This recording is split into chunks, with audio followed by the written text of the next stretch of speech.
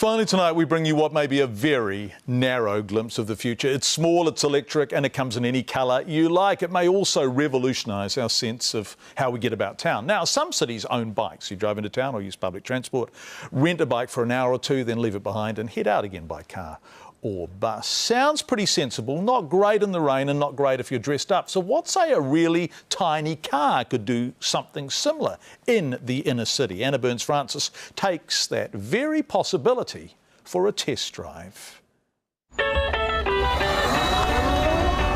Blink and you'll miss it. It might not look like your average motor vehicle, but this is the car of the future. The Tango T600. It's electric. Do you trust me to be the driver, Rick? That's probably the main question. I do indeed. It's easy to drive slow or fast. Hopefully you'll drive it fast. Hopefully I'll drive And I was told it's fast. Just how fast? We're going to floor it. Okay. Whoa! This car goes from 0 to 100 in 3 seconds flat. Was that flooring it? I don't think so. That wasn't flooring it? Okay. If you find that surprising, you're possibly struggling to get your head around the shape as well. Oh yes, it's very narrow, isn't it? Yes, the Tango is a very narrow car. Really, traffic flow has to do with the size of the car and the density, and it's proven by the fact that if you ever watch a pack of motorcycles going down the road, they're way over double the density of cars. And this is the size of a motorcycle. In fact, it's 3.5 inches narrower than the police motorbikes here in Auckland. The Tango is a commuter car. It's not meant to replace your family car, Green, go green, go green. Yes! Woohoo! but instead be a Monday to Friday alternative for travelling through Auckland's traffic jams. It's the brainchild of American inventor Rick Woodbury. There's a door on this side and there's a door on the other side. Why are there two Well, doors? you can park it up next to a wall. You can get He's out been either working on the side. design since 1982. I mean, we put in a nice stereo system and has air conditioning and heat and everything like you'd want in a regular car. Rick and the Tango car were invited to New Zealand by one very fed-up commuter, Toa Greening. I was a little bit frustrated when they opened up the southwestern motorway link at Manukau. It added a 30-minute commute to get home. So I decided that, oh well, this is ridiculous that you'd spend $100 million and not solve anything. So I thought there had to be a better way. Toa's planning to pitch to the Auckland Council a new car sharing scheme. Put 15,000 Tangos out for commuters to lease, instantly reducing the amount of space traffic takes up. We would work out what the price point would be for people to get out of their big full-size vehicles that basically hauling air and to get into these smaller vehicles.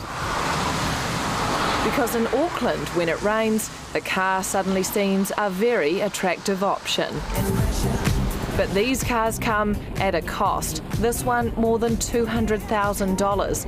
But Toa says mass-produced, that number will come down to just $29,000, and this scheme would pay for itself. Our very, very high-level analysis of it shows that we could potentially make it cost-neutral for both central and local government, so that's what we're setting the goal for.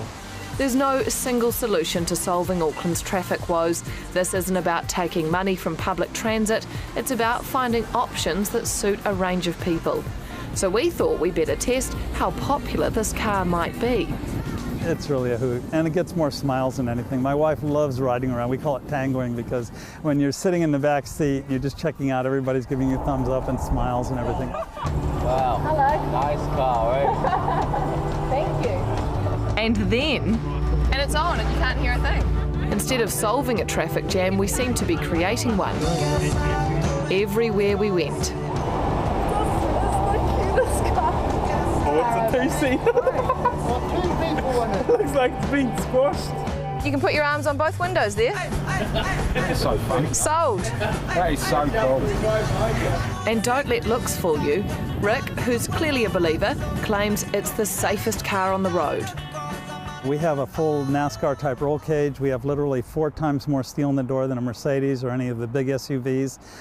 We've got this full 200-mile-an-hour rated crash protection system in it. And we also have 4-point harnesses, which are actually the exact same harnesses used in a jet's pilot seat. We care about safety more than anything in the world. The Tango's already picked up a cult celebrity following. Here's Jay Leno taking one for a test drive. And the passengers behind you, so if you have one of those passengers that's talking all the time, oh, they're back there. It's not your problem. George Clooney bought this one.